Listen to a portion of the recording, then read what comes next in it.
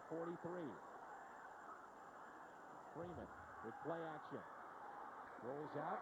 Flag on the play. Catch is made by Mastrud. His 7th catch of the season near midfield. But a flag. And they may bring that back. Let's see. I think they're going to get Stringer 64 on the hold. And it is against Kansas State. Holding number 64 offense.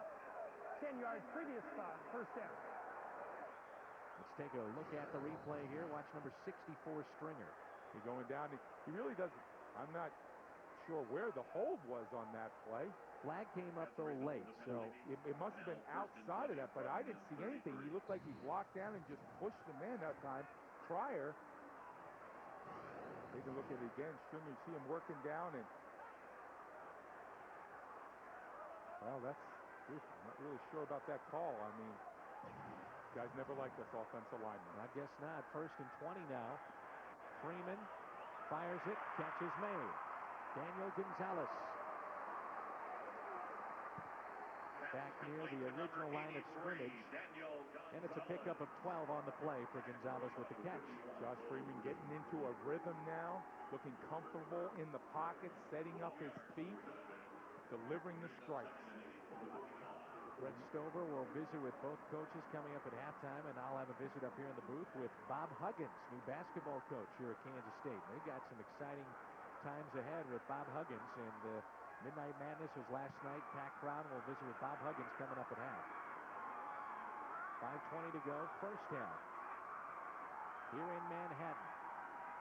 Freeman throws left side and incomplete. Underthrew the intended receiver.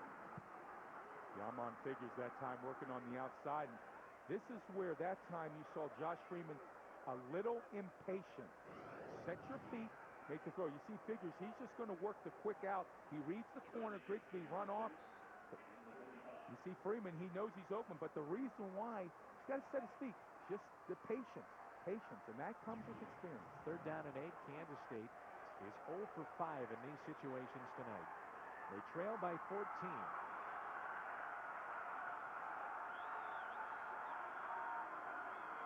They blitz. Freeman sets up a screen. This is Patton. Good job by the Nebraska defense to snip it out. And it was Tierre Green on the stop for Nebraska. Josh Freeman took the hit, got the ball off to Patton that time, but Tierre Green reading it up underneath. And got to stay out of those 3rd and long situations. You complete that pass before and out. Now it's 2nd and short. It's more of a manageable situation. Terrence Nunn will stand on his own 15. Rayer will punt it away for Kansas State. 4.5 to go, first half. Nunn calls for the fair catch and touched it, dropped it. Nebraska says they recover, and they do. A 43-yard punt. And Nunn gets away with the mishap. 4:24 to go, first half. Cornhuskers on top. They'll have the football when we come back. Nebraska scored on their first possession of the football game. They've done it again, and they lead it 14-0. They're number 21 in the country and trying to pick up win number 6. This is Terrence Nunn. He called for a fair catch. Had it, lost it, then got it back. He did a good job of falling on the football, not trying to pick it up, just use your body. See Terrence Nunn again. Lights are bright. Loses it, but doing a good job just falling. You see also Marcus Watts that time, number 2, digging in for that football. How he didn't quite come out with it. Looked like he had his hands on it. 4 minutes, 24 seconds to play in our first half. K-State needs a big stop here on defense. Nebraska goes back to the running game. Zach Taylor is 4 of 8, 47 yards. Leading rusher in the game is Mr. Jackson. He's got 89 yards. They'll hand it off again. In on the stop with Stephen Klein. And a pickup, it looks like a 5, maybe 6 on the play. And that time, they go to Cody Glenn. And that time, Cody Glenn up inside. They went from the bunch formation. Again, Nebraska. Multiple formation. Coach Callahan says this is how he gets many of his players in on the field. Also makes it very difficult for defensive coordinator because how do you practice for all these looks?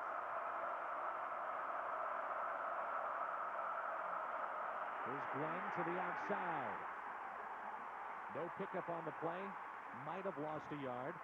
And that was Ian Campbell, a former walk-on with the stop for Kansas State. Yeah, 6'5", 232 pounds, just working down the line, doing a great job. But on the front side, though, I like the way number 53, Reggie Walker, doing a good job, not forcing it to the sideline. Now you see the pursuit, front side and back side. A story tonight. Kansas State 0 for 6 on third down conversions. Nebraska 3 of 7, but 2 of 2 on fourth down. Third down, 4 to go. Taylor will work out of the shotgun. They're going to whistle it dead. Play clock at 0. Timeout. Nebraska, first charge, timeout. Timeout taken by Bill Callahan and the Cornhuskers. We told you an upset brewing between Baylor and Texas. Well, looks like the Longhorns have gathered back together and got things going the right direction. They put up 14 unanswered. They now lead at 14-10. Pittman in the backfield for Texas in the south. And Texas only one loss on the year, and that was to number 1 Ohio State. Major injury in the Big 12 today. Adrian Peterson, the tailback from Oklahoma, broke his collarbone, and a situation where his dad, out of jail, got a chance to watch him for the first time today.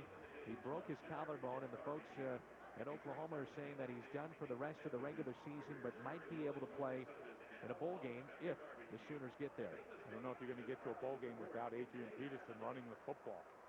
But I'm just wondering, with Adrian Peterson, he has that upright running style. We talked about this before on air. All the running backs, you see that. I mean, Chris Brown, I had him do the Tennessee game last week against Indianapolis. One of the things they talked about, it was an upright running style. Takes a pounding. That body just takes so many hits, wears on you. Hopefully that's not a factor with Adrian Peterson. 3 minutes even to go. What's coming up at halftime? A chat with Huskers associate AD Tim Cassidy. We'll visit with Bob Huggins up here in the booth. And stats and highlights coming up. Bob Huggins. It's going to be an exciting basketball I'll tell you what. Bob Huggins. You talk about recruiting and the job that he has done, and some believe he's got the #1 class in the country headed to Manhattan. Third down, 4 to go for Nebraska. Taylor throws, picks up the first down as the catch is made. And the catch made by Purify, the junior, is second on the team in catches, his second of the night. And he has 13 catches. 10 of those have been for first downs. Yeah, Purify, and he's just going to work the out route, doing a good job, coming back. Outside delivered, and I'll tell you what, Zach Taylor threw that under duress. They brought the overload blitz to the weak side that time, picked it up front, he made the throw. And it's a pickup of 10, and it's also a pickup of a first down. A 4 of 8 third down efficiency. First and 10, ball on the 39 for the Huskers. Taylor hands it off. In on the stop was Manu. And Brandon Jackson, who's had a huge first half, gets the call that time. I like the way this Brandon Jackson runs. Take a look at him. He does a good job working down the line. Patience. Now, one cut, get to the line of scrimmage. And not a lot of chitter-chatter with those feet. Doesn't dance in the backfield. One cut, north and south. That's why he's successful running the football. Jackson, a junior out of Horn Lake, Mississippi, slowed by an injury last year and now getting the bulk of the playing time tonight against Kansas State. Haven't seen Lucky, Wilson, or Glenn that much. And again, they'll go with Brandon Jackson to the outside, and he is stopped, brought down near the 45. Brandon Archer with the tackle. Yeah, Brandon Archer, we've talked about this defense, speed of the defense to the sideline. Nothing up front this time. Take a look at it, you see it, and look at the block on the outside. And again, you're seeing Brian Garvin in on the play. But how about the speed of Brandon Archer to get out to the sideline? How can we talk about substituting speed for size? You got to go sideline to sideline in this defense.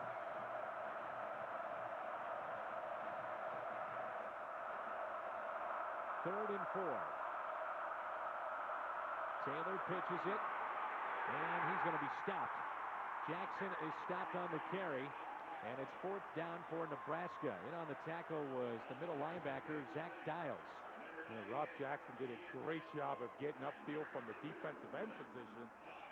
And he's the reason why I turned that play back inside. Take a look at number 95, Rob Jackson.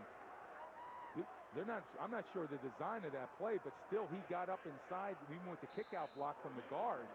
It wasn't enough, and that's what caused Brandon Jackson have to stop those feet in the backfield. So did the defense in on the play. Yvonne Figures, a senior from Lakeland, Florida, standing back on his 17-yard line. And Tinchner will punt it away. They'll let the clock roll down. It's at 5. 40 seconds to go in our first half. Gets the kick away. And it's a beauty. Taken at the 10 by Figures. Trying to get some room at the wall. And he's going to be brought down at the 15-yard line. Return of 5 for Kansas State. A big, big punt. That was 48-yarder. Peterson in on the stop. 27.8 seconds remaining to go in our first half of play. And I think after that last drive, I think K-State will probably play it safe here, not take any chances, hand the football off going to halftime. But I think what they have to know now in terms of their offense, they're going to have to challenge to the outside. They've got to hit some of those slant passes. They're going to have to make this defense play the whole field for Nebraska. James Johnson now in the backfield for Kansas State. A throw over the middle, and it's caught in a first down. They at least have gotten a little momentum going as Daniel Gonzalez gets a pickup of 20 after the catch. They've gotten a little momentum here throwing the football with Josh Freeman. Yeah, they have, and you're seeing a better rhythm now in terms of him setting his feet, delivering those short routes. Take a look at Daniel Gonzalez out here on the top on the single coverage. He does a good job on the weave, hits it, and I like where that time Josh Freeman delivered the football. 2 steps, right on the upside shoulder of the receiver. There is no way he's going to be able to make the play, and that time Gonzalez brings it in, and that's what they have to continue to do. This is where I think there's the weakness for Nebraska's defense, cornerback position. Gonzalez, his second catch, he's got 31 yards. 7 seconds to go here in our first half, and it's really been a first half dominated by the Huskers. Yeah, they came out and they ran the football. They knew they had to come out here and set the tempo. They've done a great job, but within that running game, a couple big plays. But the other thing they do so well is Nebraska, third down conversion. You move the chains, convert third down, you move the chains. You can't allow Nebraska, that's that power running game just going awfully difficult to stop. Freeman on the night is now 6 of 12. So after starting out 0 for 4, he's 6 of 12, 53 yards. Longest has been 19.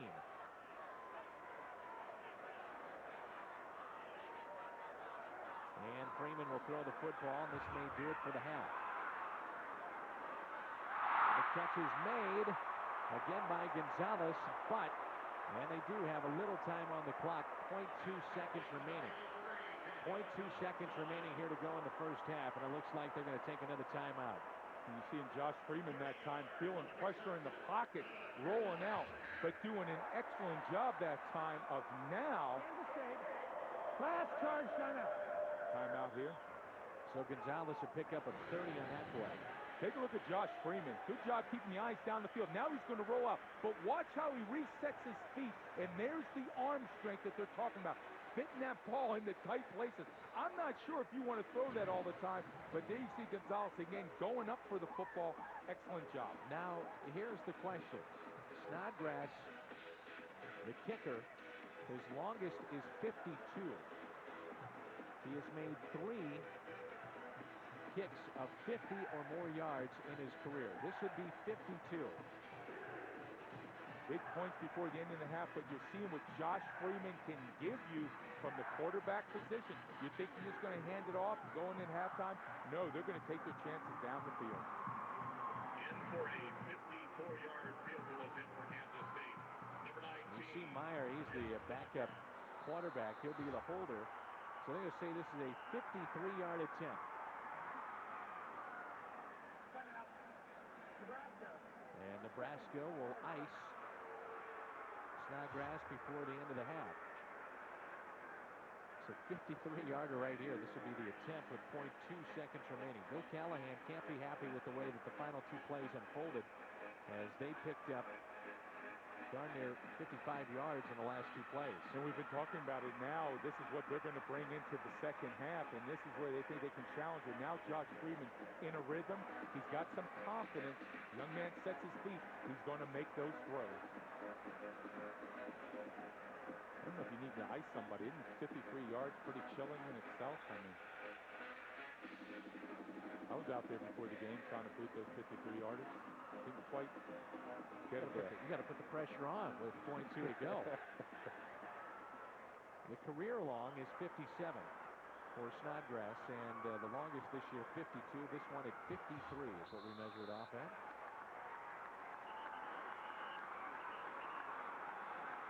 And more whistles. Another timeout taken by Nebraska. And Snodgrass hustling over to get a few more kicks and get that leg even a bit more loose. Let's check in with Brent Stover again. Dan, I'm going to be interviewing Ron Prince here in moments. I tell you, interestingly enough, Nebraska scoring on that first touchdown drive. That's 5 of the last 6 games now they've scored a touchdown on their opening drive. Last week, Cody Glenn said he could tell by the end of the game that Iowa State, in that game that Nebraska won, Iowa State was really, really worn down because they just lined up and pounded it at them, just like old-time Nebraska football. Said by the end of the game, the Cyclones were giving up. I think an interesting storyline to watch in the second half, how worn down that K-State defense is. Even though Nebraska only has 14 points, no doubt they've been on the field a lot in this first half. Story in this first half, rushing for Jackson. Brandon Jackson, one of the 4 that they will go with, 91 yards in the first half. 53-yarder, and here it comes. Kick is up, it's low, and it is no good. Just a bit short. Just a bit short, and that's how the half comes to a close. So a couple of drives put together by Nebraska. The first one, the first drive of the game, 80 yards, 3 minutes, 54 seconds. Another one, 80 yards, 4 minutes, 47 seconds. And Nebraska leads it by the score of 14-0. Yeah, they came out in the first half, but again, defense in K-State played strong. Got some confidence for the offense. Let's check in with Brent. Okay, Coach, your thoughts on the first half? Yeah, we started out in the hole there. We had a Blowing out of the pocket here in the first quarter. Coverage was excellent. Nothing on the outside. You see him a little high on the throw, but now as I talk about the second quarter, setting his feet in the pocket, delivering strikes, throwing it in tight windows, and now the receivers are getting comfort with where he is. Now he's finding his check downs instead of trying to go deep. But again, the quarterback mechanics, standing in the pocket, the poise, not getting rattled at all because things didn't start out well. That's what you like to see in a young quarterback. Zach Taylor, though, on the other side was 5 of 9, 57 yards, touchdown pass, and Taylor just ran the offense pretty effectively. Nothing flashy, but effective. Nothing flashy. And again, when you look at that stat, it could be a whole lot more ugly in terms of the point. But right now, K-State's only down 14-0. They need to put some type of points on the board on this drive. A victory tonight would give Nebraska 800 wins in their program. 800. Pretty impressive. And Bill Callahan is trying to restore greatness at Nebraska. And he's had some big shoes to fill when you talk about some of the names of the past and the great coaches of college football. Coach Osborne. Not much more. You don't have to say that. Coach Osborne. That's talk about all the great athletes that have come out of Nebraska University. Congdon will kick it away for Nebraska. Huskers with a lead of 14, and we start our second half. Taken by Patton at his own 5. He'll be tripped up inside the 20. And let's go back to what we're talking about, the all-time winningest programs, not just within Big 8 or Big 12 play, but all-time in the history of college football. Kickoff is Michigan, returned by number Notre 4. Dame, Texas, Nebraska at 799, Ohio State, #1 this season at 781.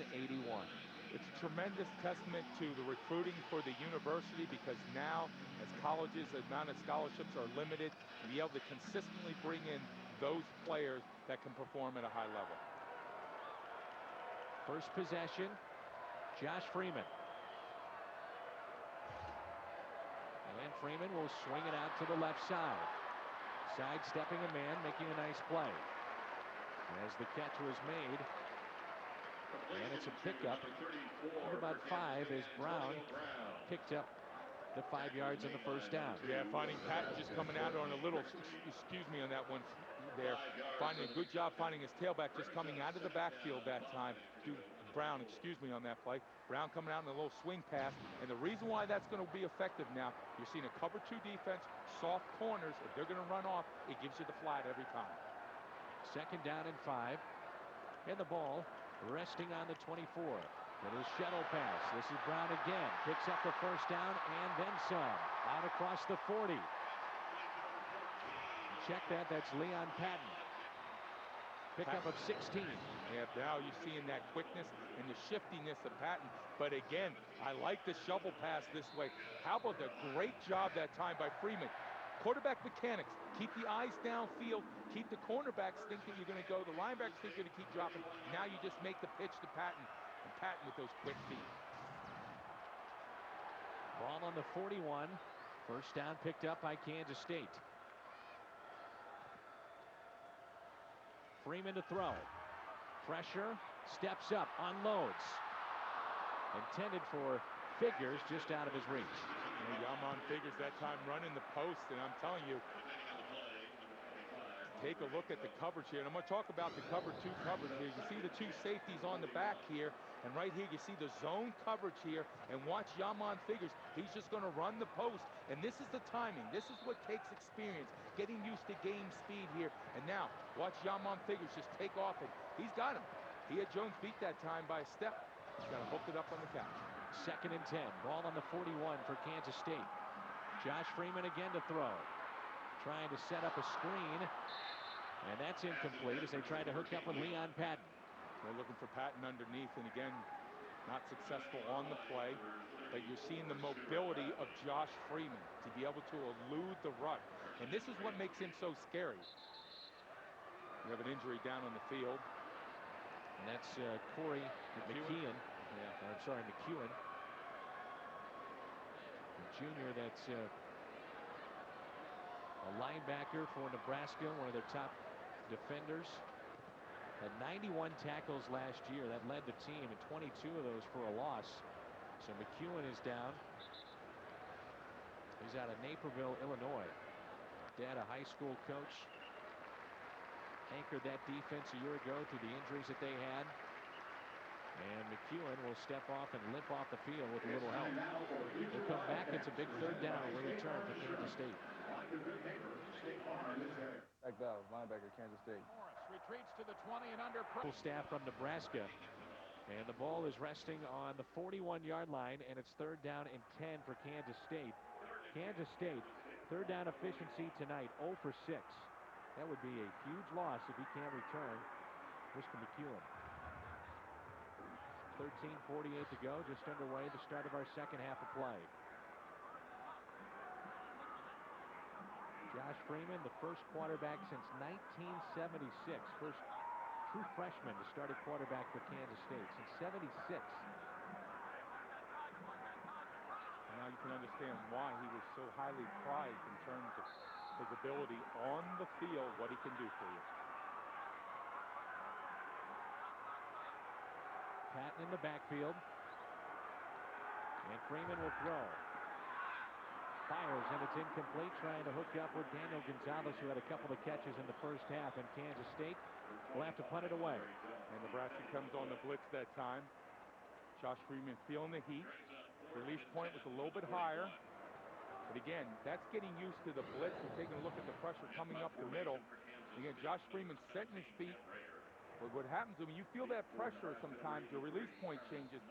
Got to have faith and confidence in knowing where your receivers are at. That'll come with more experience. Tim Rare to punt it away, the junior. And Nunn is back near the 15. Terrence Nunn. Another good kick by Rare. Nunn calls for the fair catch, and he makes it inside the 20. So Nebraska will have it with their first possession of the second half. Kansas State looked like they were going to start to move the football, and all of a sudden they had to kick it away, down by 14. Yeah, now it's up to K-State's defense here now. They need to come set the precedent in the second half. They need to dictate the flow of this game. No more arm tackling like we saw in the first half. You want to have success against this defense, offense of Nebraska. Good job of movement, but you've got to wrap people up. Zach Taylor was 5 of 9 in the first half, and this season he has completed nearly 67% of his passes. That's up from 55% in 2005. Taylor hands it off, and it's Brandon Jackson again, and he's going to be blocked down. Reggie Walker in on the stop the linebacker. Yeah, just taking it the backside of the line. Greg Austin on the backside. Pfeiffer the center. Not doing a good job that time. That's the reason why Reggie Walker comes in on that play. Take a look at it right here on the backside here. Working just to cut off. But again, you see in the flow also of number 50, Alfonso Moran. People getting to their position, now playing with an attitude. Look at how many purple jerseys are around the ball. Defensive coordinator for Kansas State, Raheem Morris. 4 years down at Tampa Bay as an assistant coach, bringing the same type of attitude, philosophy of the defense. 2nd and 9. Taylor fires and trying to hook up with none behind him. And let's check in with Brent Stover. Guys, over here on the Nebraska sideline, Corey McEwen, the linebacker. I haven't received word as to the specifics of the injury from the Nebraska training staff, but he is limping on his own power. He's got his cleats off. They're looking at the inside of his left ankle, right down by his left foot. It looks like it could be some sort of a bone bruise, but I don't want to speculate too far, guys. Bill Callahan said with Brent as he came out for the start of the second half, we need to be better on third down efficiency. They were 4 of 9 in the first half. Out of the shotgun, Taylor steps up with protection, and he's brought down. A sack on third down, and the Huskers left to punt it away as Ian Campbell was first in there. Yeah, coverage downfield that time. K-State in the nickel defense, nowhere to go with the football. You can see Mike Huff that time talking with his quarterback. Again, Zach Taylor in the pocket. But that's Campbell that time reaching out. And I'm not sure if that wasn't a face mask. It looked like he got Zach Taylor, but no call on the play. But again, you like the way this young guy, Ian Campbell, can rush the quarterback. Titchener will punt it away. He is standing on his own 3. At least Kansas State will come away with good field possession. They went after it. And it takes a Nebraska bounce. And they'll have it 1st and 10. The Wildcats will at the 45. Return of 7 yards on a 43-yard punt. Figures that time on the return. Now we're talking special teams all game long so far, and this is the short field. This is where K-State's offense needs to take advantage here. The defense came out in the first half. The second half made the stop when they had to. Now it's up to the offense. Let's convert some first down. Third down at Kansas State from the 45-yard line. 1st and 10 on the 45 for Kansas State.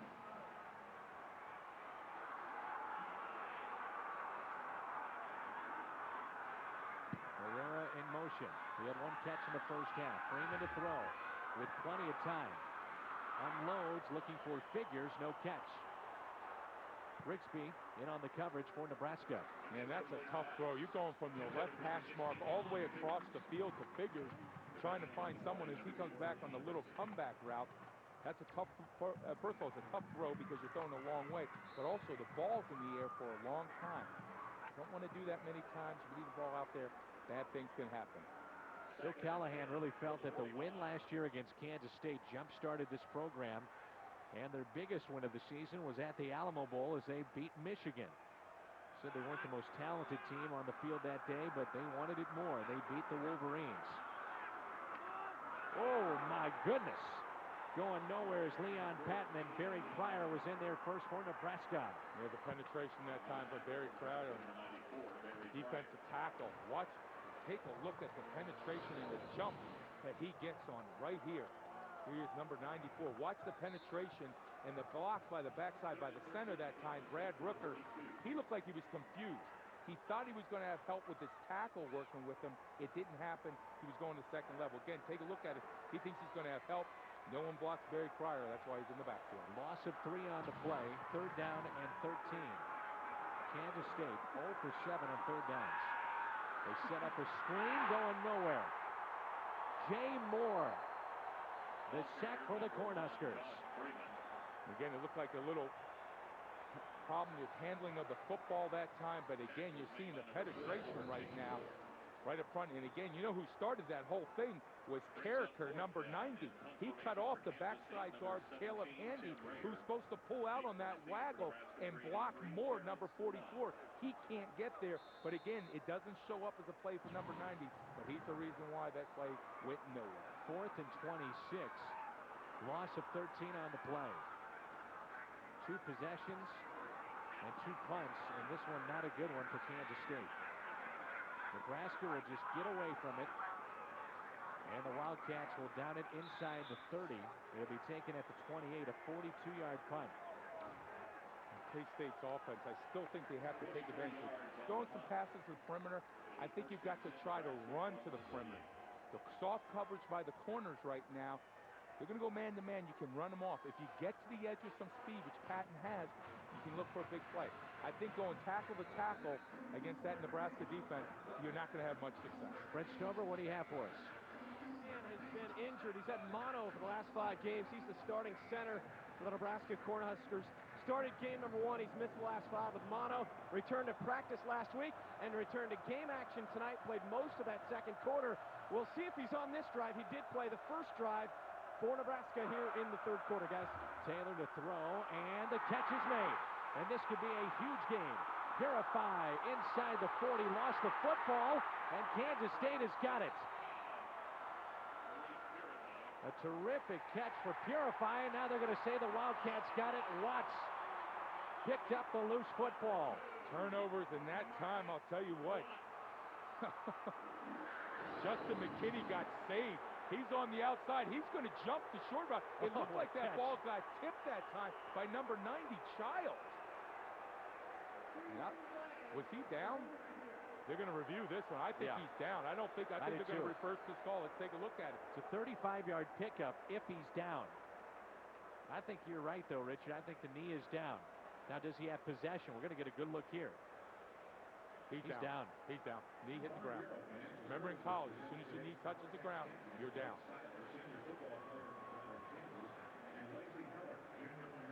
And it looked like Justin McKinney had a great jump on that ball, but you know what happened is it got tipped by number 90, Eric Child. And that distorted the throw and allowed Purifoy to come away with the catch.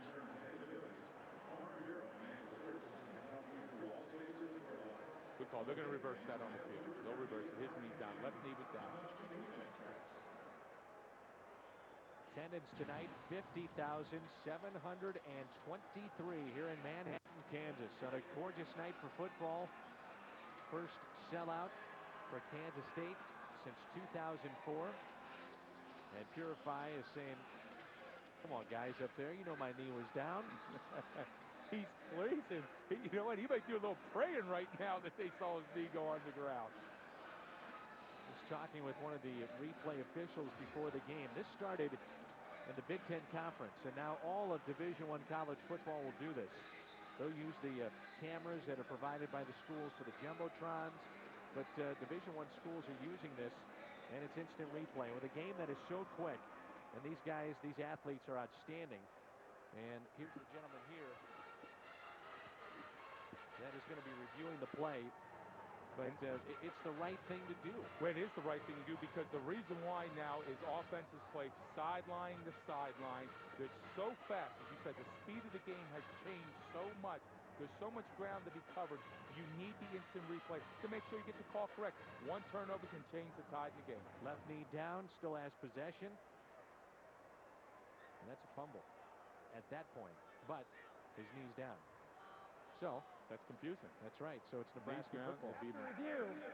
The player's left knee was down in possession. It is ruled first down at 10 from the 40-yard line. So big pickup, and that was just an outstanding catch. We have been reviewing whether or not that was a fumble, but how about the catch from Maurice Purify and the concentration after the ball was tipped. And Purified picked up the catch in his first of the night.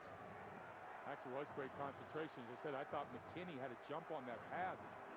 Didn't quite get it. Purified comes away and makes a spin move, gets up the sideline. So 1st and 10, ball on the 37 for the Huskers. They want to run the football. And this is Marlon Lucky. Breaks a tackle. Inside the 10. Touchdown, Nebraska. 40-yard touchdown run for Marlon Lucky. Tape your ankles tight, folks, with Marlon Lucky, because you are unlucky when he makes those cuts. K-State missing some tackles on the backside. They haven't stopped. And again, we talked about it. It was just poor tackling in the first half cost them. Now here in the second half, same thing. Nebraska's offense comes out, punches it in.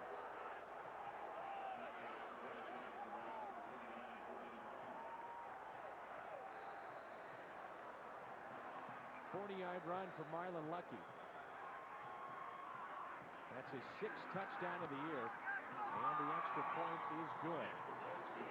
So that drive, 2 plays, 72 yards. It took all of 45 seconds, and it makes it 21-0 Cornhuskers. And a little hesitation, and there he goes. And what's so important about that, though, Dan, is where he makes the cut. He reaches the offensive lineman's feet. Now you make a cut, press the hole. But doing a great job of reading. Take a look at it now. Watch him. Okay, he plays the play side, presses the linebacker. See, now you see the block on Zach Dial. Now he's going to make his cut. Watch him press. Then he waits. Now come on backside. And that's a great job of reading your fullback. And then you see the block. And I talked about Kyle Williams. You have to do a better job in the open field. You're the fill man on that. You can't miss. Well, we were hoping to visit with the new head coach, Bob Huggins, the basketball program during halftime, but we know he's a busy man. He's getting tugged at an awful lot.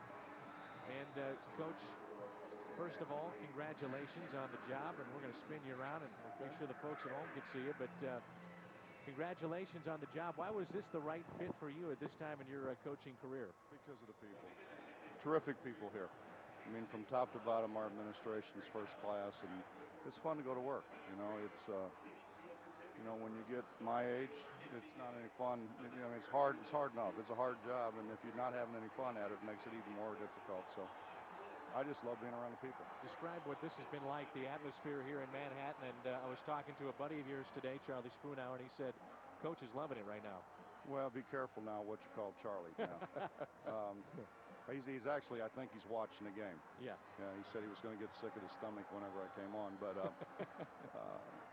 it's been terrific. The atmosphere is great. I mean, we have 11,000 people in there last night for Madness in Manhattan, and everywhere we've gone, people have been terrific. There's a look at some of the footage that we were showing from last night at Bramlage Coliseum, Midnight Madness. And Coach, what's it like for you to get your creative juices back going after sitting out a year and now running a program again here at the Division I level? Well, it's been fun. The kids have been great. They've played hard. They've really bought into what we want to do, and it's been a lot of fun. A flag on the play, and knocked out of bounds is McKinney across midfield, but a flag on the play. Coach, when you come to a program like this, what's the hardest thing about coming into a place where they haven't had as much success here in the basketball league? What do you have to do as a head coach? Recruit players. And you got to have players. You know, there isn't any of us in the business good enough to coach guys who can't play and win. You got to go get players. And, you know, this is a great place to recruit to. Ron said that a whole bunch with football, and we're finding that with basketball. When we get people in here, it's a great college town. It's a great college atmosphere. When you take a look at how you've recruited, some look at the upcoming class, and we're visiting with Bob Huggins, head basketball coach here at Kansas State, as one of the best in recent memory inside the Big 12. You had that year off, so you were very aggressive. Instead of being a guy that, you know, took that time on the sidelines and relaxed, you looked at it as an opportunity to recruit. Well, I didn't do as much as everybody wants to act like I did, but, you know, I enjoy basketball. I'm the son of a coach. My dad was a high school coach for ever and ever, and so I like to go watch, and I like to go watch good players. Morera with the catch from Josh Freeman. How competitive can you be initially early on? Very competitive. I mean, we want to compete for a championship. you know, there's not any sense settling for second. Coach, is there one, can you describe in one word your philosophy that you try to stress to your kids coming to this program? Yeah, we're going to compete. You know, we're going to work hard, and we're going to compete, and we're going to play to win. And if you don't want to work hard, you don't want to compete, you know, I tell them all the time, all you're going to get here is a pair of Snickers and a hard time. Because we're going to try to make them the best they can possibly be. Well, at least you give them free Snickers. When I went in the National Football League, they didn't give me any shoes. I had to bring my own. Well, you had that shoe contest. You had that shoe contest. Bob, you are one of 6 new coaches. Good pressure here by Nebraska defensively. One of 6 new head basketball coaches in the Big 12 Conference. Recruiting to this conference, what's that been like for you? It's been easy. I mean, you know, nothing's really easy, but the Big 12 sells itself, and we're on Big Monday, and, you know, anytime you're on Big Monday, I think you can get out and sell the fact. And we've been fortunate that television has given us some national television appearances in the first year, and we're going to get a whole lot more next year. 3rd down and 3 for Kansas State. And they pick up close to a first down, and they do get the first down. Marrero with the catch, so Kansas State picks up the first, trailing in this ball game 21-0. Bob Huggins is our guest. And Coach, before I let you go, I know our fans that paid to watch this game tonight in the pay-per-view are anxious to hear about your expectations for this first year. What do you think you can do? Is the field of 65 realistic for you? Well, we just don't want to make the field of 65. We want to get in the tournament and win. You know, getting in the tournament is not a whole lot of fun when you lose. So we want to go in and we want to compete, and we'd like to play in the second weekend. Sounds good. Congratulations. Thank you. You got it. Thanks for stopping by. My pleasure. Appreciate it, Coach. Good luck this year. Thank you. Flag on the play, Bob Huggins. Our thanks to him. Better late than never, though. Trying to get him at halftime, but we get him now. That's good. Well, actually, my next question was, after you seen to the call. 7, offense, 5 yards, first kick. Raymer, the tight end on the movement, but I was going to ask him, after you've seen Josh Freeman run around the field, do you think he could find him a spot on the basketball court? You know, they've been taking guys that have played basketball and made them tight ends. I mean, look at Gates, look at some of the others that have turned out to be great tight ends in the NFL. 8:16 to go, 3rd quarter, 21-0 Cornhuskers. Freeman to throw, pressure again. Could be a flag on the play, no flag yet. Shanley in on the coverage. They're seeing the pressure that side. They're working on the edges that time. Again, that was Adam Carricker getting up on the outside. Again, you've seen the way he can rush, bringing on the outside, and also 51 Rude. They're walking up those outside linebackers right on the line of scrimmage. And what's going to happen now is you leave single blocking on the outside against those linebackers because it takes 2 offensive linemen to block Carricker. 2nd down and 15 for Freeman and the Wildcats. Just trying to get on the board, put something together here offensively. Nebraska defense has turned into a story tonight. Over the middle. Near a first down. Looks like they picked up the first down. That's Norwood with the catch. Shanley with the stop defensively. Well, even with everything that's going on with no running game right now for K-State, you've got to like the way Josh Freeman showing poise in the huddle. Good job looking off the different people. Now he finds Norwood just in the zone. And Norwood does a good job of just settling down in the middle, eye contact with the quarterback. But you got to like the way those little things Josh Freeman's doing as a quarterback. Awareness, seeing the field, knowing where his receivers are at. 21-0 Nebraska, 3rd quarter. Just over 7.5 to play. Pickup of 17 on the last play. Showing blitz again. They're going to come after Freeman. Protection, unloads, first down, and more. Wilson with the catch. Number 88, Cedric Wilson, do a good job on the comeback. But how about Josh Freeman standing in against the blitz? And remember, folks, this guy, he's 6'6", 240 pounds. He's a big guy.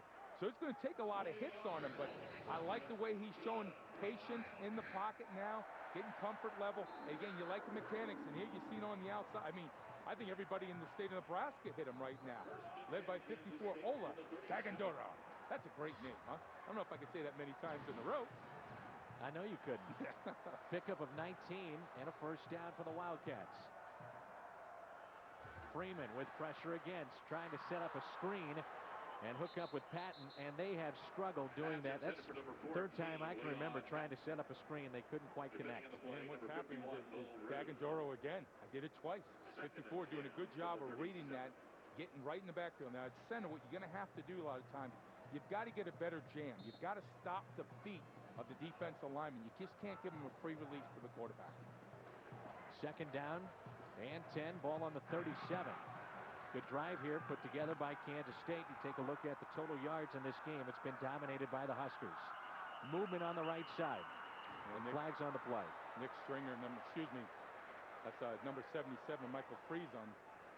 And those are the type of mistakes you can't have in drives like this. 5 yards, second down. Nebraska defensively has been outstanding. It's been so difficult to convert on third downs for K-State, and here you put yourself now in second and long. There's a look at Bo Root. He's a big reason this defense is so good. 20 months before signing day, he committed to Nebraska, and it has been a family affair. His brother Barrett was the all-time leading tackler at Nebraska, now plays with Tampa Bay. Dad played for Nebraska in the 70s. His grandpa played, and he is one of the top linebackers inside the Big 12. Freeman with time over the middle, and it's caught. Morera held on, and it's a first down for Kansas State. Morera going up to the highest point and bringing that ball down. But watch the little sidestep, folks. Don't panic in the pocket. Just step a little bit to your left, find the throwing lane, and how about the strike? Right behind the linebacker, in front of the safety green. And you know what?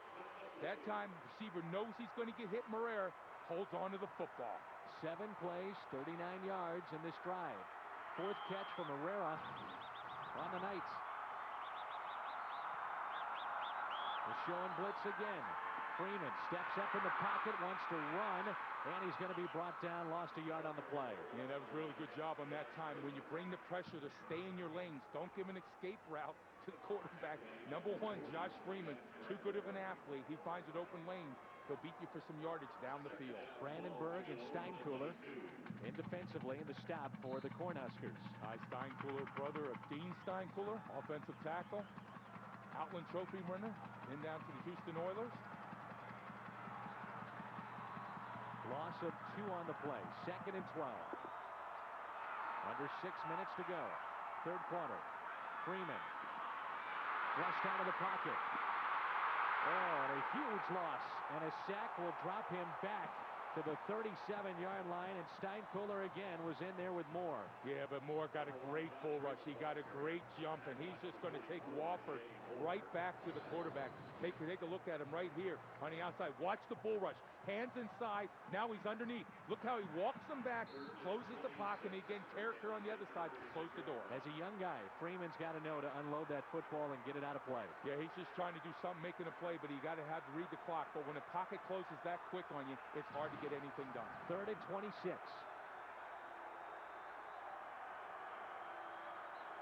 Crowd a bit restless. They want to see some points. Freeman looking at a blitz again. Rolling to his right, gets rid of it, and he is crushed by that Nebraska defense. Moore was in there again. Bradley in there as well. They brought the kitchen sink that time. They brought the house. Everybody was in on that play. No chance to get anything, not chance to really take a look down the field. But take a look at it. You see the pressure also on the outside, too. Shanley's coming, and he does a good job of chasing him down. And here comes Stewart. Here's the jailbreak, folks. Here's everybody in Nebraska on the line trying to get a little piece of number 1. And here you just brings too many for you to block. That's where you almost got to have a check off an audible. Just get a quick slant, get rid of the ball. They tried a 53-yarder at the end of the first half. That was just short. Here's another one. Snodgrass again. Kick is up, it's low. This one is long enough, and this one is good. 53-yard field goal for Snodgrass. That's a boot. That is a boot. It's a great boot. Put some points on the board. You're still 3 scores down now, but still got some confidence.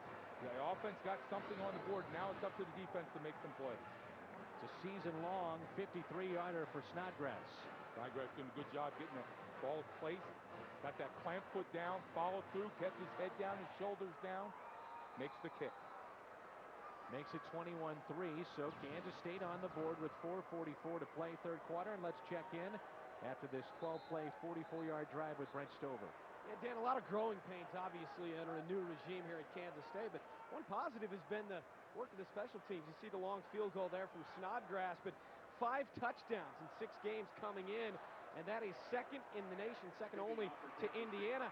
In fact, special teams has been something special here in Manhattan for quite a while. Since 1999, 48 special teams touchdowns in that span. That's good for third in the NCAA. Guys? Or Kansas State, here's where you have to have a stop. Actually, not only need a stop, you need to get a turnover. You need to come up with a play right here. You need to come up with a big sack. You know, they've had 18 sacks on the year so far. They need to make a stop right here.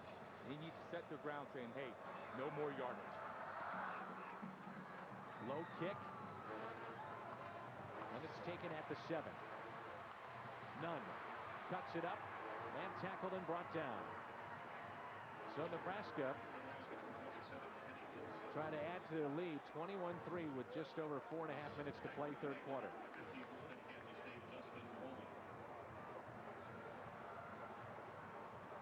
Rolling with the stop on special teams. And many times, as Brent was telling you, it's special teams, and it's kind of an unrewarding job. You're usually a backup. You have that great speed. Rolling one of those guys. These just have to be a little bit different. Usually a sandwich short of a picnic to be on those special teams to run downfield. Taylor guides this offense and hands it off to Mr. Lucky, who broke a 40-yard touchdown in his last touch. And Zach Dials there with the stop. But Marlon Lucky, he is their leading rusher. He's averaged a 68 a game. He was one of 13 true freshmen to play last year. He was a high school parade All-American out of North Hollywood, California. And he's got one of those extra gears. Yeah, he does. And actually, the reason why, there was a slant that time by the defensive line. K-State actually took themselves out of the play. Let's open up the back door. Lucky again. Sidesteps a tackler and a pickup of 2 on the play. But back to Marlon Lucky. Nearly 5,000 yards in high school. And an All-American, as we mentioned. And one of the 4 I-backs that they can throw at you. So in the first half, it was Brandon Jackson. And here in the second half, we're watching Marlon Lucky. And you think you're going to wear on some of these backs, but you know what happens? It's interchangeable parts. They put them out there, keep some fresh legs. And a lot of people ask, does a running back by committee work? Well, Nebraska's proven that it does. Jackson with 16 carries, 92 yards.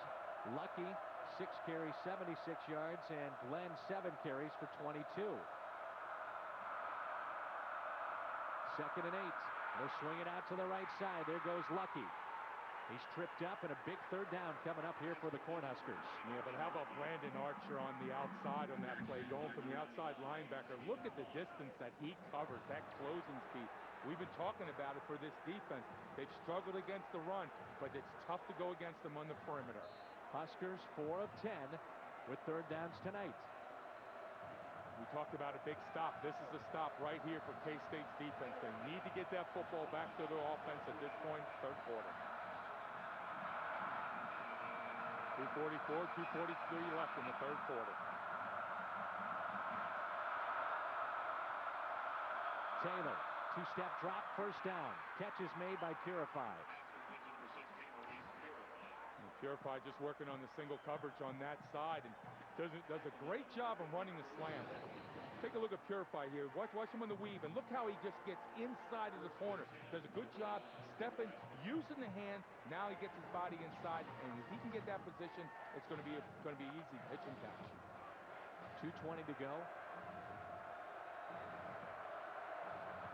Man in motion is Mueller. Taylor hands it off, and that's Cody Glenn. And he's met by Eric Childs. Cody did a good job that time in the defense, but how about Marcus Watts, number 2? He's actually getting into a little tussle with the offensive line, but you got to love the way that him and Kyle Williams come up and support the run. Okay, if it's offensive lineman, 300 pounds or not, they're going to come up and hit you with some metal. Under 2 to go, third quarter, and a gorgeous night here in Manhattan, Kansas. Big 12 football. Kansas State and Nebraska. It's 21-3 Huskers. Got them in second and long. You got to create that third and long now. They need to play. Lost 1 on the last play. Second down and 11 for Zach Taylor working out of the shotgun. 5 receivers out there. Looking long, left side, Purify, and it's almost intercepted. In on the coverage, Justin McKinney. Justin McKinney on the coverage that time. Doing a good job, but I'm going to tell you what. Wide open that time was number 17, Todd Peterson. I mean, Zach Taylor doesn't even see him, but here, that's a great job by McKinney. Keeping an eye on the ball all the way through. Don't panic. Don't panic the receiver, but take a look right here. Here's number 17 right here, folks. That's who I'm talking about. Watch him go wide open in the zone. He's running free. Went for Purify. He's 6'4". Todd McKinney is yeah. 5'9", so he put it up for grabs. 3rd and 11. Taylor with time, steps up, unloads, and incomplete. Marcus Watts with the coverage. Yeah, you're seeing the speed of Marcus Watts. He's off field limping a little bit, but man for man that time in the coverage, and seeing Nebraska not really understanding that going for the home run ball. You've had some great success running the football between the tackles. You'd think they would stick with that just to keep the clock moving. That's a great stop by K-State. Titchener, 4 punts tonight. He's averaged 39 a punt. Almost blocked. Beautiful kick. Fair catch called for. Bounces inside the 10 and down by Nebraska at a 44-yard punt. Well done. Titchener again. He might be the biggest offensive weapon going so far in this game. So down to at the 8. And that's where Kansas State will start, on their own 8. Another great punt. Titchener under pressure. Gets it off. Doing a good job getting some hang time. Now the ball gets a bounce. Well, Ron Prince grew up 20 miles from Manhattan, Kansas. He has talked about this being his dream job. And getting this program back on track. Under 500 a year ago. Underthrown, it'll bring up a 2nd and 10. But Ron Prince, real big shakeup a week ago. 7 different players made their starting debuts. And he had 17 starters back from last year's team that went 5 and 6 overall. And the Bill Snyder era came to an end, and what an era it was. 17 years and 11 straight bowl appearances, and one of the great turnarounds of all time in college football. Basically, I don't think college football existed out here until Bill Snyder came into play, and he's made the changes. 2nd and 10 for Josh Freeman. Wanting to throw again. Swings it out, and they're going to lose yardage on the play. Boy, Brandenburg has been all over the place tonight. Yeah, he has been done a great job that time. Again, on the check down, feeling the pressure that time. Josh Freeman, but Brandenburg's there to make the play. You're seeing the blitz. Right now, what's happening is they're just teeing off. You see more come on the outside. And this is so difficult. No running game. You're down by 3. You got to move some things. Now the defensive linemen think one thing, get to the quarterback. 3rd down, 13.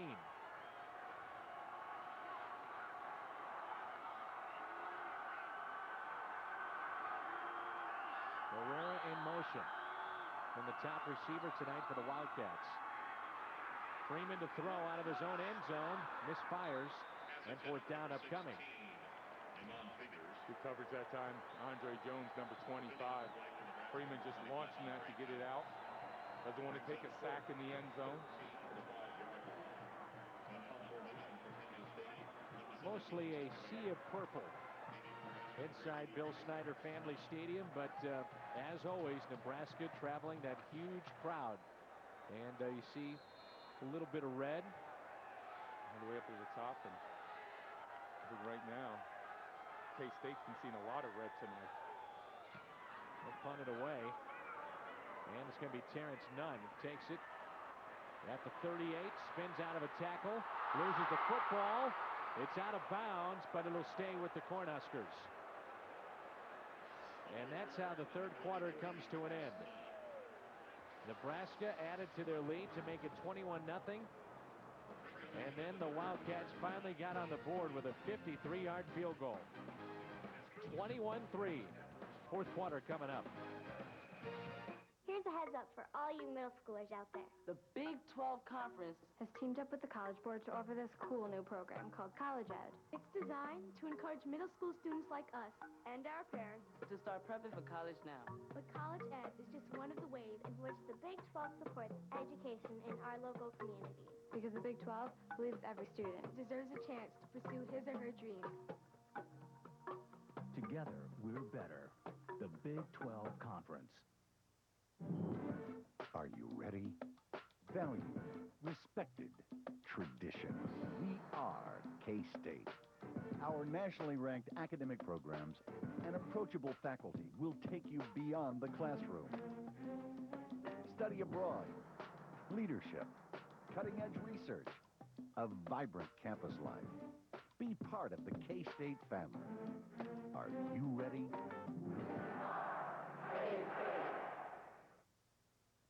Did you know the University of Nebraska is envisioning a cure for cataracts, the #1 cause of blindness in the world?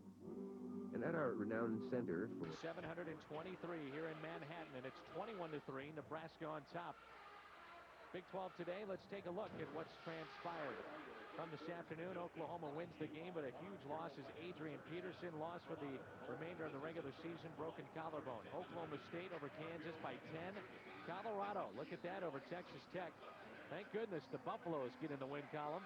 And Missouri loses on the road at Texas A&M 25-19. Kansas State will see the Tigers next week. Nebraska will see Missouri at home on November 4th.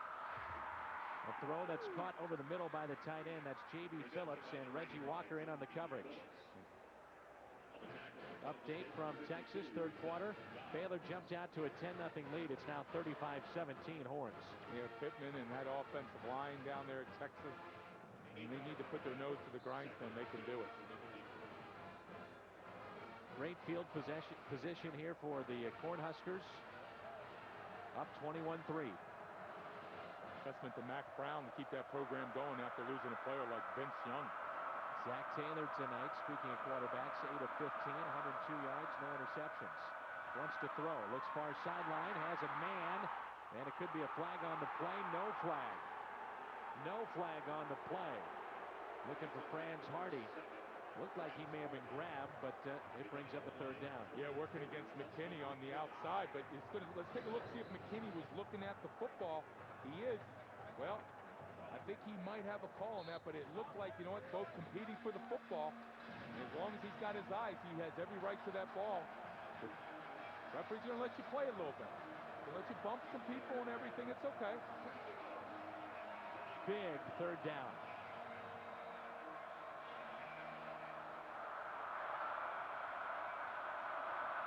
Huskers 5 of 12 in this spot tonight.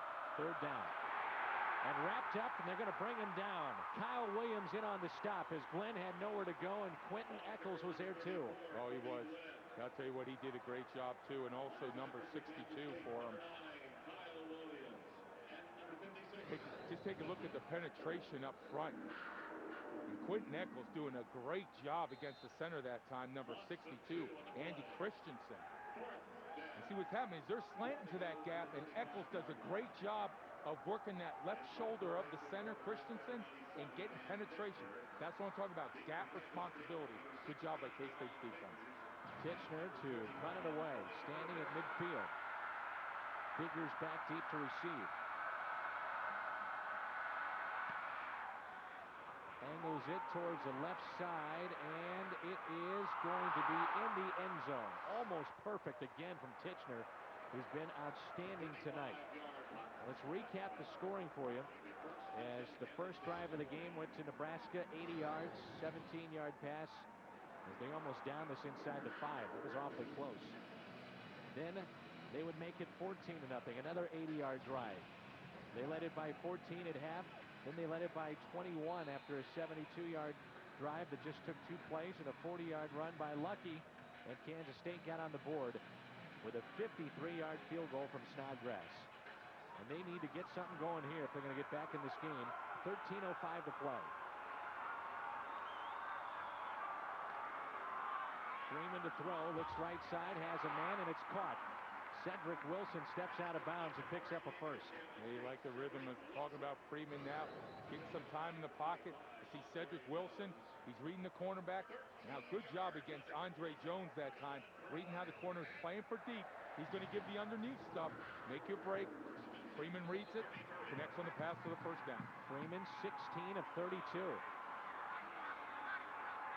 Closing in on 200 yards. Freeman, chased by Carricker, rolls right, and the catch is made. A pickup of 5 on the play. Freeman again. Cedric Wilson fighting to get open, but how about Freeman placing the ball in a tight spot? Look at it. The option route, now he works back outside against Jones, and look where that throw is. I mean, there's no way you can make a break on that, and that's what Coach Prince loves about what Josh Freeman does in the field. Puts a square peg in the round hole. There you go, 2nd and 5. Freeman to throw, unloads, and it's another first down. It could be a late flag on the play for unnecessary roughness. At the end, now we do see a flag that pops out, but they pick it up quickly, so no flag on the play, it looks like, as Wilson has had 3 consecutive receptions. How do you throw the flag and it's not a penalty? You saw something on the field, at least have a conference. Went down and he picked it up. 1st and 10. Wildcats wasting no time. Handoff. Big hole. Inside the 35 goes Leon Patton, his biggest run of the night. Leon Patton showing that quickness. He got underneath Carricker that time, who was coming on the rush, showed that shiftiness. Take a look at it here, and you're going to see Carricker at this position, the defense end. He's going to get up the field, but Patton's going to make that little shift and get underneath him. Take a look at it here, doing a good job on that zone, on that draw. Got underneath, quick draw. Pickup of 19. And from the back end, Carricker. Boy, is he something else. Just bull rushing Adam Carricker. And Nebraska is saying it should be a fumble in their football. Officials with a meeting on the field with 12:24 to go. One thing you like about Carricker is his feet never stop on the pass rush. They never stop. Keeps going forward. Previous play is under review. Well, let's take a look. Bill Callahan knows a thing or two about whether or not it's a throw. Remember Oakland and New England? He knows a little bit about the tuck rule, correct? That's right. But that time you're seeing Carricker, he just gets an edge. Great job on the arm under. We talked about whether he's rushing over, and you know what? This play's going to stand that he had started the forward motion. He started the forward motion when he gets hit. It's going to stand as an incomplete. Down right there. That's what it's going to say. He started the forward motion. The Carricker came around. I'll tell you what, though, he is some athlete, and that's what makes him a great. I mean, people right now around the National Football League are looking at this guy, number 90, because they can just see him lining up anywhere, just creating havoc. Again, you see the forward motion. He's not resetting his arm. It's an original motion, so it's going to be down at that spot. Carricker is 6'6", 295 pounds, number 90 here for the Cornhuskers. He actually added 10 pounds of muscle during the offseason, and we asked Bill Callahan about him. Does he remind you of anybody that you coached in the National Football League? He said no, because this guy is unique in the fact that we can put him on the outside. Also, we can put him over center and put him on the inside. It doesn't matter. He will not be out physical by anybody. Well, the thing is when you talk about rushing at a defensive end, you're usually in space now, and you've got some room to work. He's so good over the guard, too. He has excellent hand quickness, great feet drive, and he rushes with good pad level. So he can rush over a guard, which usually means you're rushing inside of a phone booth, or on the outside. Devastating quickness and great strength. Still reviewing the play. This would be obviously terrible for Kansas State, because this is a pretty impressive drive that they put together. Yeah, they have. I mean, they've been, again, completing some passes down the field, and you like what you're seeing out of Josh Freeman. He's getting the timing with his receivers. They're getting comfortable with them. Guy got character. You've just got to double team him. You cannot single block him.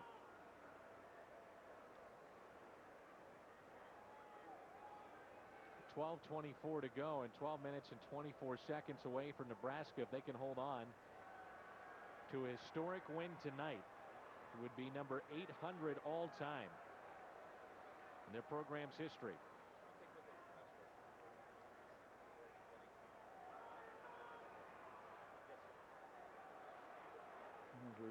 Plays on the review, but watch character. He's lined up and is a 3 technique. Watch how he gets the guard's shoulder, that quick hand, and brings his feet underneath. Doesn't stop his feet, and what that does, if you don't stop your feet, the guard doesn't have a chance to recover and get his hands inside. Now he's gotten you on the edge, and that speed, that's why he can get in the backfield. That's what you like about this guy. His ability, his running, his strength, all his different pass moves. Pass rush, excuse me.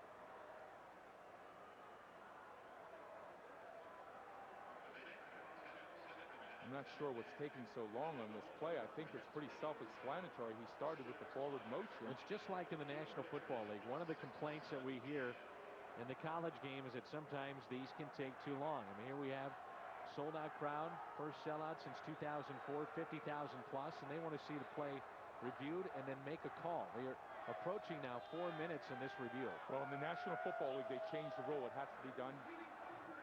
We have an interception. Ball's 1st and 10 for Nebraska. So Carricker comes up with a big play. Interception is the ruling. I think we're going to have to take a look at that. I'm not really understanding it. I thought it was a forward motion with the ball already. Take a look at it. I mean, he's definitely in the motion of throwing the football. That's a great play there by Shu. So now Nebraska gets it. Try to eat up some clock here. Here's Lucky. And he is stopped, and the defender is down. It could be hurt. That's Reggie Walker in on the stop. Slow to get up is Zach Dials. Lucky has had a big second half for Nebraska with a touchdown, a 40-yard run. He is approaching 100 yards tonight, and Nebraska no stranger to seeing a couple of backs with 100 or more in a game. Yeah, the I-back committee tonight has been very successful in running the football, but you also got to give credit to those big guys up front. Slauson, Hubb, all of them, Christensen, Bertha, Patrick, did a great job. Taylor will work from the shotgun and wants to throw the football. He's going to be brought down. A sack. Byron Garvin coming in untouched and gets Zach Taylor. Yeah, that was a corner blitz. And you're seeing the defense slant to one side. Take a look at Byron Garvin on this. He's coming from the outside, and he's just going to come from right over here. And what happens is the defensive line, once it goes ahead and slants to the right, it pulls the blocking scheme. Now it leaves that one-on-one on the outside. There's no one there to pick up Garvin. Again, you see the line slide to the left. Now Garvin has a free pass to the quarterback. 3rd down, 15. Zach Taylor drops back. Will work from the shotgun. And flags on the play. He's down to 2 on the play clock. Chris Patrick, the left tackle. 54 offense, 5 yards, 3rd down. And this is where the 12th man has to come in. The decibel level has to rise in the stadium right now for K-State. This is where you got to let it go. Big play right here on this one. Talk about a 3rd down right now, 3rd and 20. Can't let Nebraska complete this. K-State, they want to get that ball back, get it in the hands of their offense. Taylor tonight, 9 of 17 for 110 yards, 1 touchdown. His longest pickup of the night, 32 yards.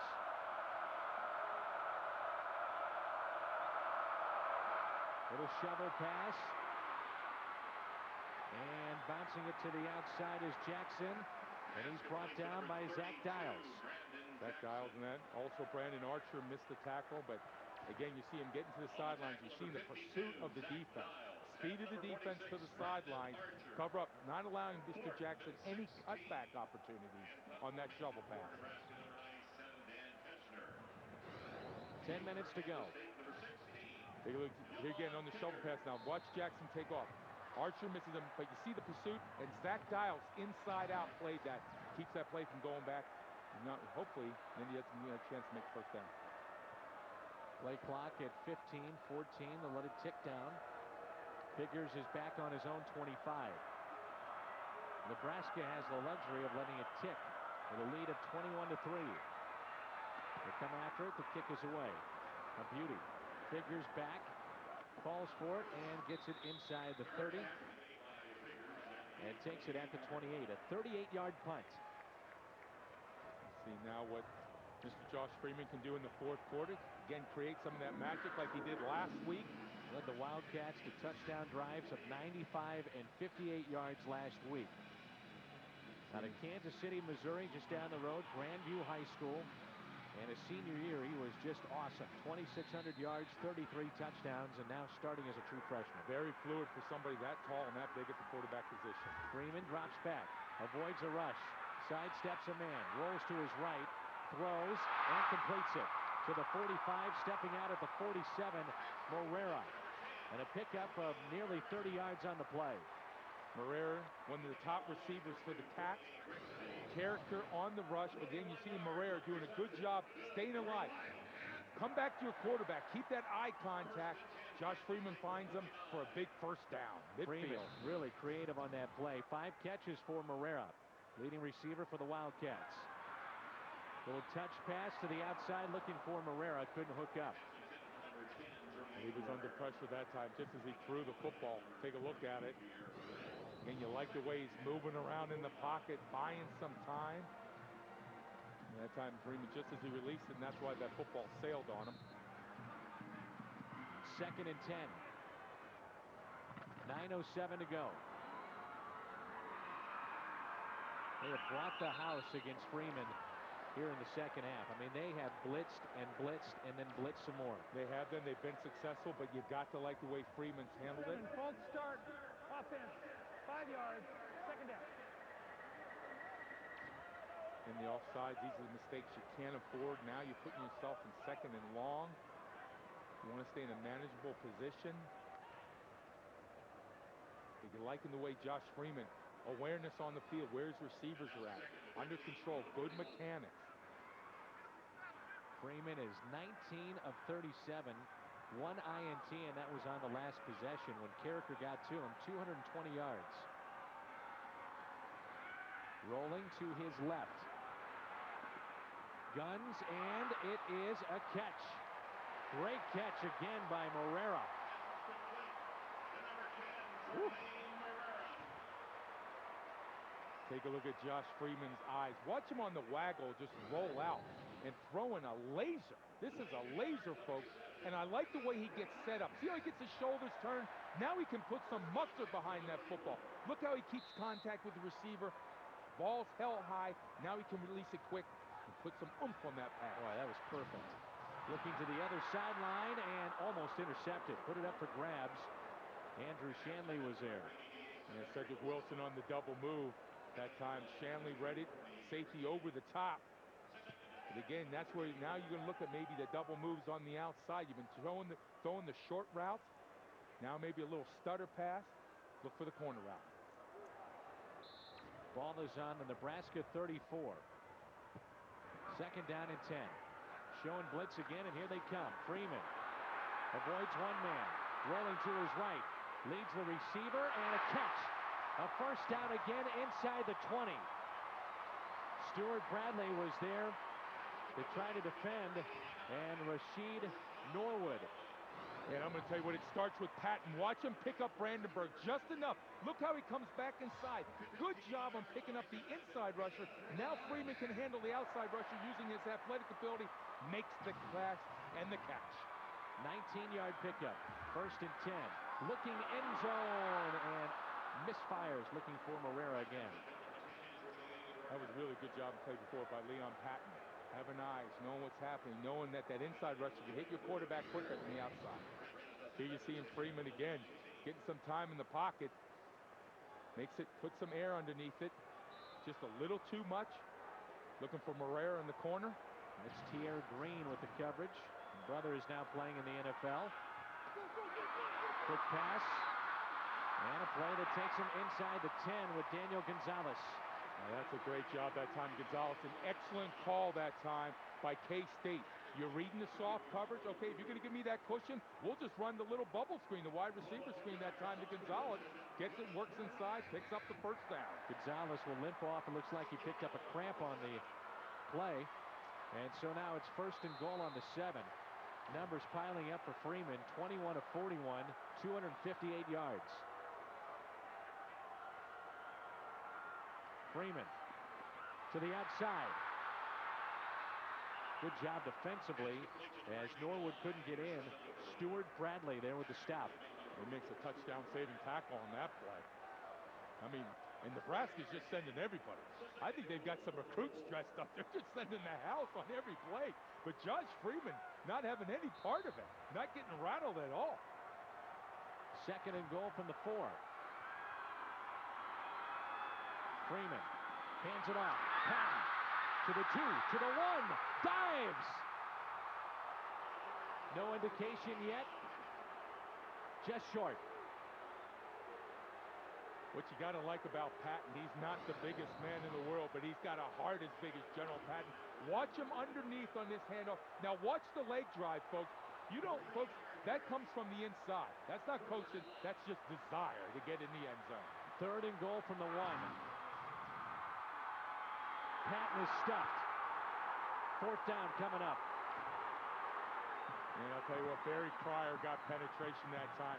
There was a mix, almost an exchange problem that time. But the reason why is because Barry Cryer almost took the handoff on that play. 7 minutes to go. 4th down. And they lost 3 on that play. They are 2 for 2 in 4th down conversions. None bigger than this one, though. Here's your game right now.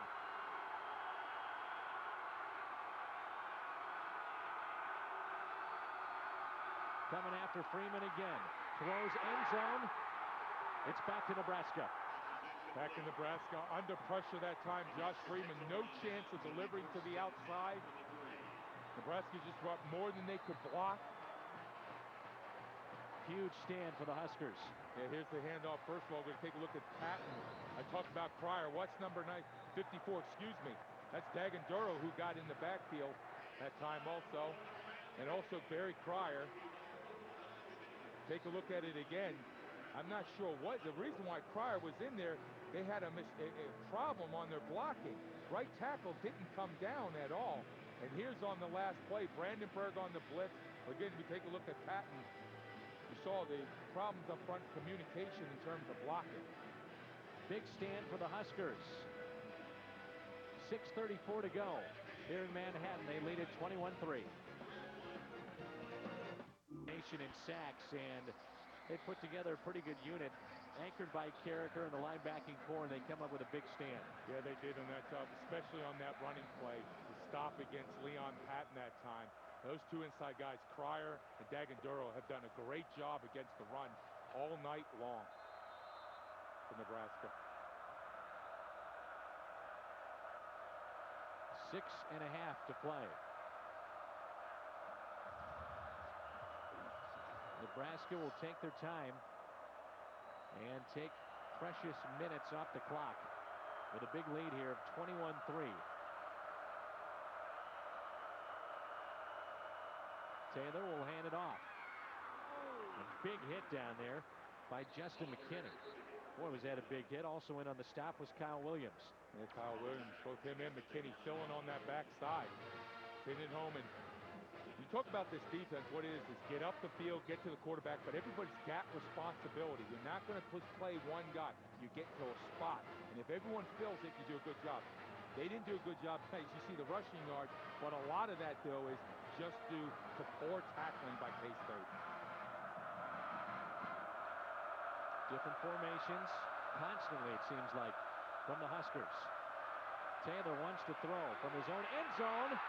Just got it away in time, trying to hook up with Terrence Nunn. Yeah, Zach Giles last year escorted Mr. Taylor off the field, caused him to go on the big hit, and here he almost does the same thing again. You talk about the closing speed, but here's the flashback to last year. Zach Giles And the shot to the head. Zach Taylor, he wasn't seeing anything but a purple haze after that hit. Zach Taylor had 220 yards in the air last year. Left the game with a concussion. And it would be a big win for Nebraska. They would win in the final minute at Lincoln.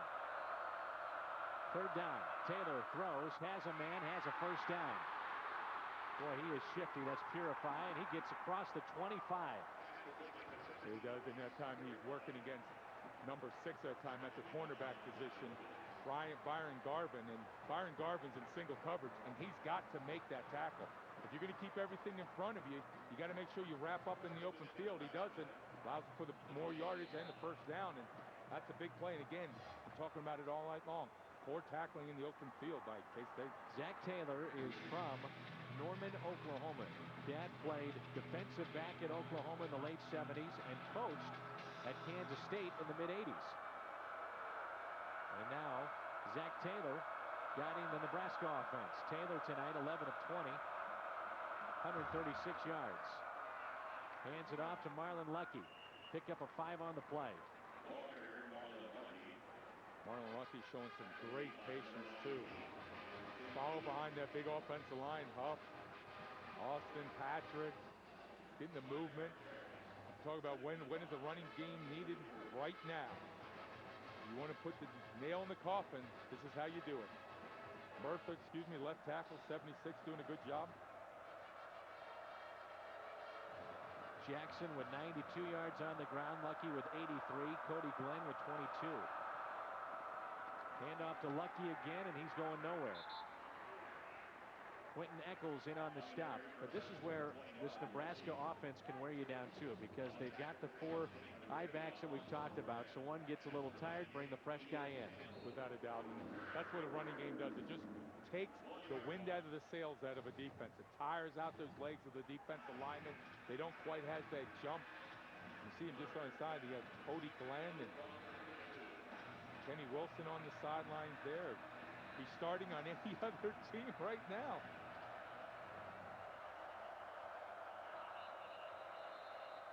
Whistle and stoppage in play at 3:37. Charge timeout. We'll step aside as well. 21-3 Nebraska. The Kansas State Athletic Department has embarked on a new campaign, the Ernie Barrett Athletic Endowment Society. Named after Mr. K-State himself, the fund has been established as a long-term solution to the escalating costs of competing in intercollegiate athletics. Building an endowment is vital for the future of Wildcat athletics. For more information or to become part of the Ernie Barrett Athletic Endowment Society, contact the Kansas State Athletic Department at 785-532-7715 or go to www.kstatesports.com.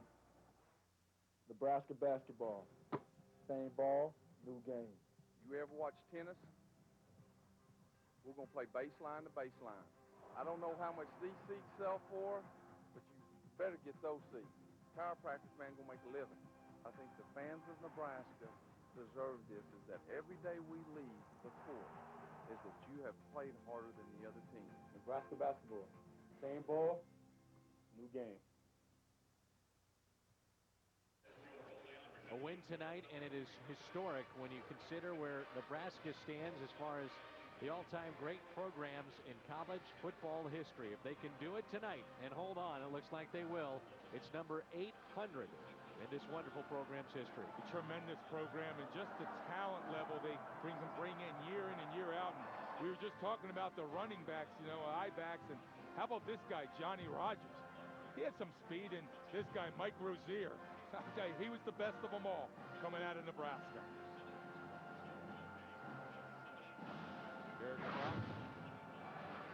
All-time victories. And at number 800, they join Michigan, Notre Dame, and Texas in that elite club in Ohio State. Closing in at number 800 as well is 781. And they do a good job. Coach Callahan does a great job of all the formation. Everybody's getting a chance to touch the ball. Everybody's part of the offense.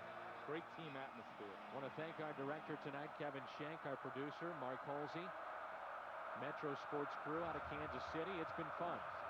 21-3, 3:37 to go.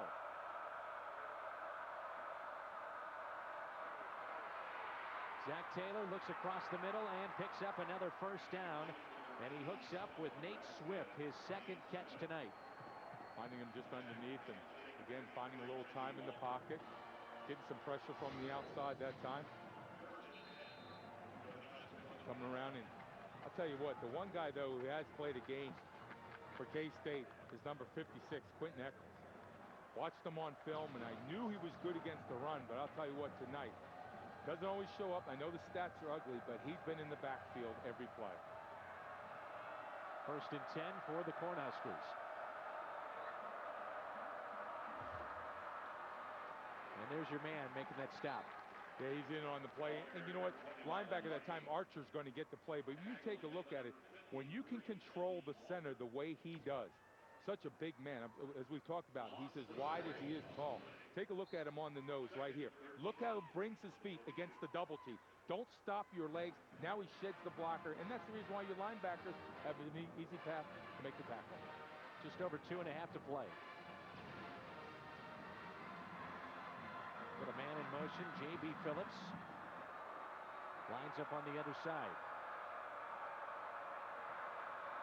Taylor pitches it to Lucky, and he's tripped up, lost 1 on the play. Let's give you some stats here for Zach Taylor. And coming into play tonight, Zach Taylor had not thrown an interception in 55 pass attempts coming into this ball game, and that holds true tonight. He's got a touchdown. He is 12 of 21.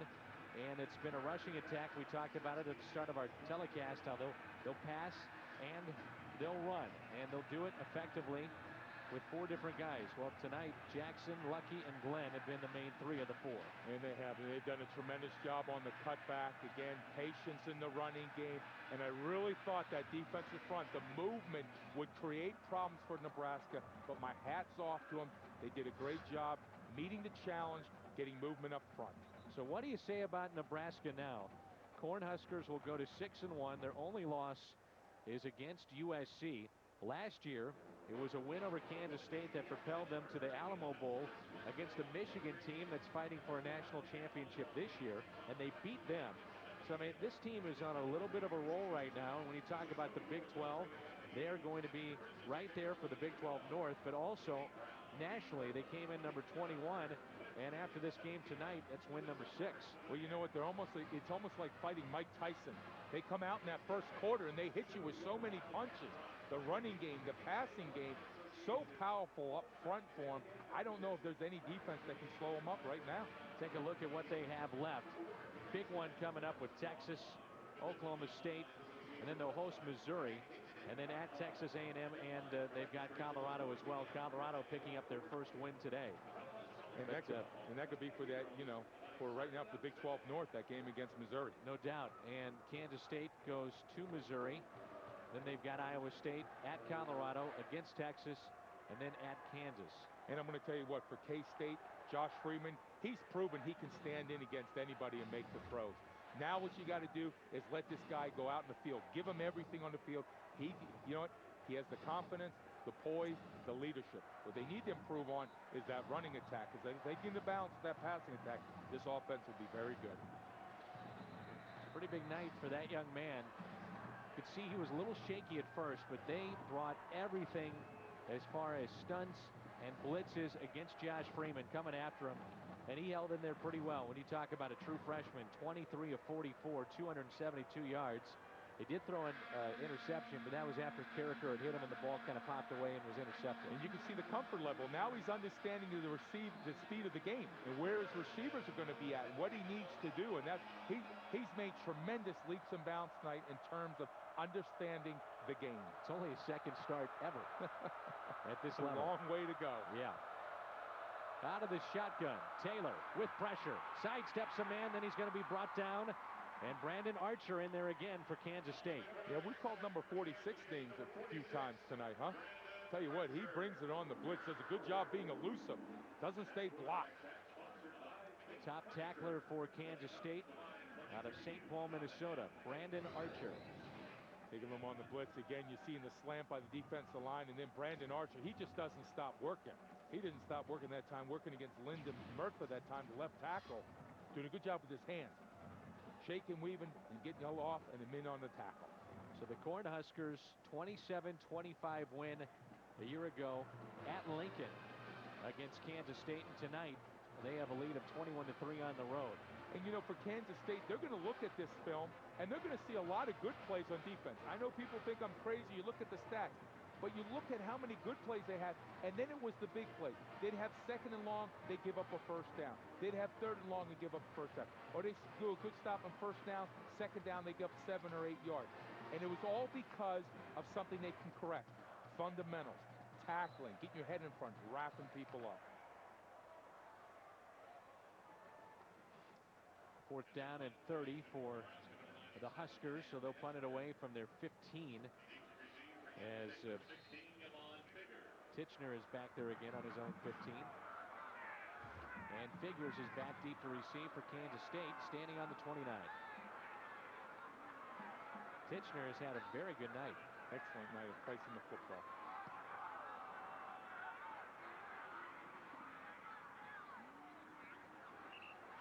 Taken by Nebraska inside the 40, down at the 36 with 1:31 to go. And you're seeing some good things out of the offense. And K-State, the water's starting to boil. It's starting to boil. It's going to take some time. New quarterback, new running back, changes up front in the offensive line. They're going to have to improve more in the run block and up front. But again, when you're playing against guys like Character and people like that, it's difficult to get a lot of movement. Freeman will put it up for the 45th time if he can get it away. They blitz again, and it's in and out of the hands of the intended receiver, Morera, who's had a good night. Morera receiving 6 catches, 86 yards for the Wildcats. I'll tell you what, him and Josh Freeman have hooked up on some nice catches, pitch and catch, and Josh Freeman getting some comfort level, finding the receivers now in the field. All bodes well for a bright future. Showed blitz, they pulled back. Freeman, it's going to be brought down. It's another sack. Ola Dagandoro, number 54. I'll tell you, both him and Cryer inside all night long have not allowed the run to take place, and they've gotten a great job in pressuring up the front. And whenever you have pressure like that, what it does to quarterback, he doesn't have a chance to set his feet, he doesn't have a chance to step up in the pocket. They'll roll out every time. Under a minute to go.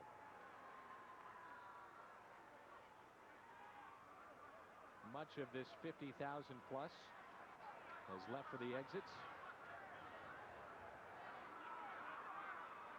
For the Wildcat faithful, it's turned into a disappointing night here in Manhattan. Over the middle, incomplete. Trying to go for Morera again. And it brings up 4th down. See Nebraska bringing the blitz on the outside, trying to get some shots on Josh Freeman. Yeah, we also started the night talking about Freeman. Initially was headed to Nebraska, now playing for Kansas State. And yeah, there had to be a bunch of nerves for him going into this game. And you knew they were going to blitz. They've got a freshman, true freshman tailback, true freshman quarterback. And, you know, they could talk about all they want, how it's over and done with. But don't think for a second Nebraska didn't want to put one on him. No, they didn't, and they've come after him all night long. And the guys up front have done a really good job. And he throws his 2nd interception of the night. And that's the Norse with the interception and the icing on the cake for Nebraska. Again, pressure working against Fred Unruh, freshman right guard. And it's been difficult for the inside 3 people all night long. As I said, Cryer and Daganduro have done a great job. Take a look at it, but here, working on the outside, Figures just running the post. Ball's overthrown. The reason why it's overthrown is because Josh Freeman's getting handed to him, and you take a look on him, there's Character again, just working against Unruh, and we talked about his ability to rush from over the guards, over the tackles. Such a great athlete. Good forward lean, great feet. This will do it as Lucky is stopped, but it's a little too late for that Wildcat defense. Bill Callahan and the Huskers of Nebraska, perfect in Big 12 play. They'll go to 3-0. On a grander scale, though, win number 800 in the Cornhuskers program. First win at Kansas State in a long, long time, since '96, and their 800th win overall school history. Congratulations to Nebraska. And they came out and set the tempo from the very get-go, and they didn't let up. A couple weeks ago against Kansas, up 17 points. They made a game. Tonight, they had nothing to do with it. That's a sign of a team that's learned a lot and knows how to finish now. See Brent down there getting set to interview Coach Callahan as Freeman visiting with some of the players. And the final tonight, all Nebraska. And let's check in with Brent Stover. That's right, a big victory on the road for Nebraska. Your overall thoughts, Coach? Well, first off, I got to commend our defense. What an excellent effort today, holding them to 22 yards of rushing, putting constant heat and pressure on their passing game. Just a stalwart effort by our defense. That's back-to-back weeks of 4 full quarters from the Black Shirts. Well, I think it's imperative when you get on the road, you got to be able to run the ball and play great defense, and we certainly did that today as a team. How about your quarterback, Zach Taylor, tonight? I still think he's an outstanding player, and again, we ran the ball. We came in there and tried to establish that run offense again, and it provided some great dividends, but he made some timely throws when he needed to. Texas next week. At what point do you start thinking about that? Probably tomorrow. After we clear this game out of our heads and review it, we'll move on to Texas. Thanks for the time. Okay, thank you. Back upstairs. All right, Brent, thank you, and our thanks to Coach Callahan. Impressive victory, and he mentioned it there in the interview. The fact was that their defense really set the tone in this game. Yeah, they came out immediately. They brought the pressure of the blitz, but the big guys up front, Carricker, Daganduro, they were all over the place.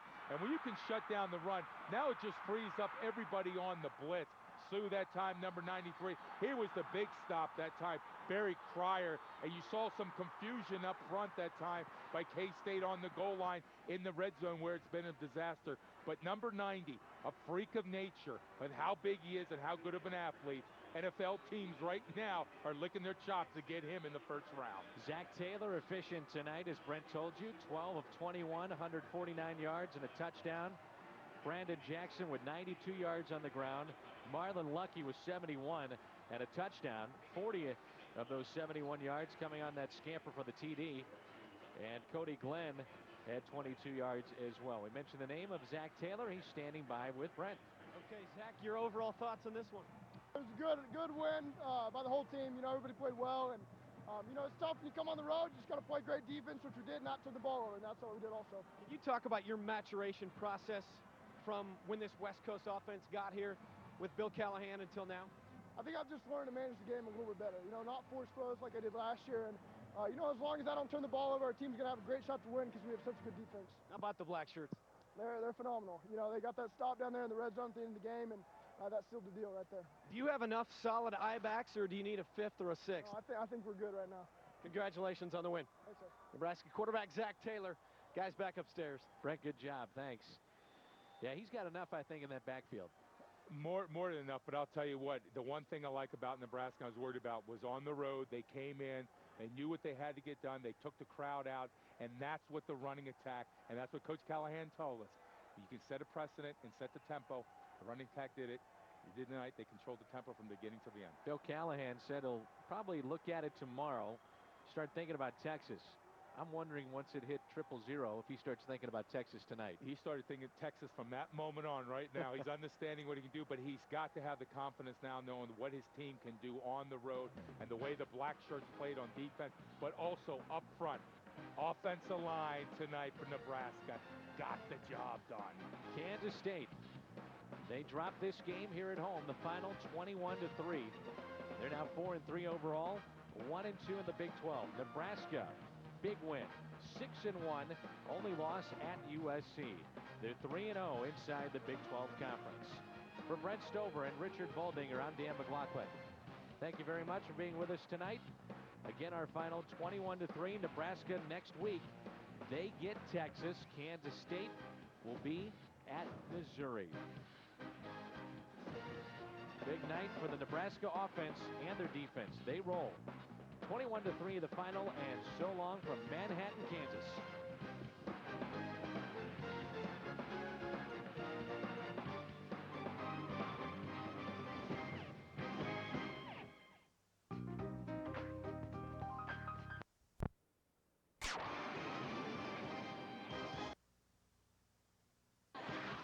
Rain or shine, they are rowdy and leaking when it comes to football. The season opener moments away as the University of Nebraska kicks it off today at Memorial Stadium in front of yet another sellout crowd. The 276th consecutive game sold out on a Kyocera College Football Saturday.